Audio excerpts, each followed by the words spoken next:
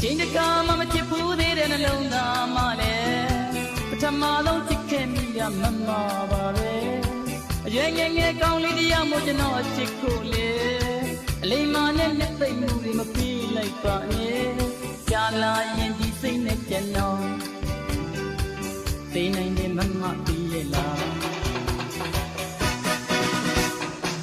ညဘက်မှာသူဆိုမြဲတဲ့အိမ်မပြောဘူးနှလုံးသားမှာစိုးမှုလုံးသူမမရဲ့သိချစ်တာသိနေရဲ့နဲ့ကျွန်တော်လေးဟန်ဆောင်လို့မထားနဲ့တော့ဗျာမမရဲ့ဒါကြောင့်မို့လေမမရဲ့နဲ့နှလုံးသားကချစ်တဲ့ကြောင့်